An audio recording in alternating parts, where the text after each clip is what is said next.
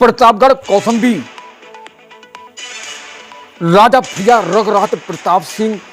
जन सत्ता लोकतांत्रिक पार्टी के राष्ट्रीय अध्यक्ष राजा भैया रघुराज प्रताप सिंह ने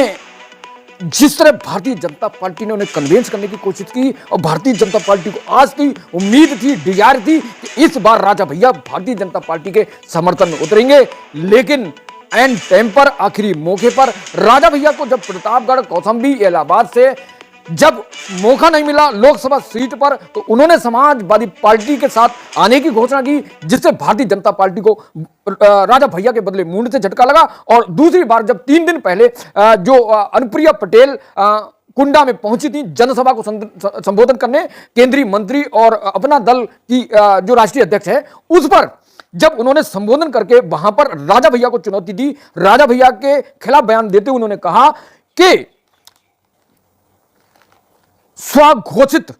कुंडा के जो राजा हैं, स्वघोषित, उनको लगता है कि कुंडा उनकी जागीर है, अब उनका भ्रम तोड़ने का समय आ गया है, जिस पर राजा भैया ने विस्फोटक बयान दिया है। और उस विस्फोटक बयान को आपको बताते हैं कि राजा भैया ने जिस तरह राजा भैया के खिलाफ जिस तरह केंद्रीय मंत्री अनुप्रिया पटेल ने बयान दिया है, उन्होंने फिर से उसी बात को कहते हैं कि स्वघोषित राजा को लगता है, स्वघोषित राजा को लगता है कि ये उनकी जागीर है, अब उनका भ्रम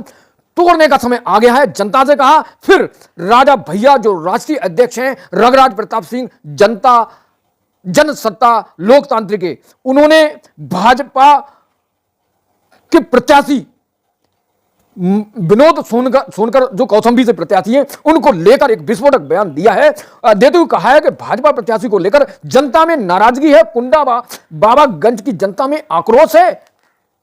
माणिकपुर में आयोजित जनसभा को लेकर राजा भैया ने कहा, जिसमें अनुप्रिया पटेल पहुंची थी, उसको लेकर राजा भैया ने बयान दिया, कहा कि उनका अनुप्रिया पटेल का जो बयान था वो अनावश्यकता था, उनकी कोई जरूरत नहीं थी। आगे उन्होंने कहा ईवीएम से कोई राजा पैदा होता है और ईवीएम से सिर्फ जन सेवक पैदा होता है, ईवीएम से जन प्रतिनिधि पैदा होता है। उनकी 5 वर्ष की आयु होती है और 5 वर्ष जनता जनार्दन निर्णय लेती है और उनका पुनर्जन्म देती है या नहीं, ये जनता के हाथ में। तो राजा भैया ने कटाक्ष करते हुए आड़े हाथों लिया है अनुप्रिया पटेल को। तो जिस तरह पूर्वांचल की राजनीति गड़बा रही है,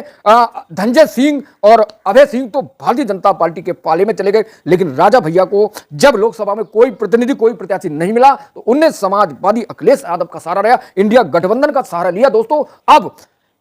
जो सीट है कौशाम्बी सुरक्षित सीट है, उस सुरक्षित सीट पर भाजपा के प्रत्याशी विनोद सोनकर लड़ रहे हैं और उनको हराने के लिए राजा भैया ने जो कस्में खाई हैं, जो विस्फोटक बयान दिया है, उससे साफ लग रहा है कि भाजपा के लिए जो राजा भैया का बदला मूड है, उससे साफ लग रहा है कि भाजपा के लिए ये संकट पैदा हुआ है। ये संकट भाजपा को नुकसान पैदा करके जाएगा, भाजपा को कड़ी चुनौती देगा। तो देखते हैं, 4 जून का इंतजार है, लेकिन इस इंतजार से पहले 20 मई को जो चुनाव हुए हैं, उससे साफ लग रहा है कि राजा भैया रघुराज प्रताप सिंह इस जो उनकी पारंपरिक सीट है, उनकी जो एरिया है, जो जिस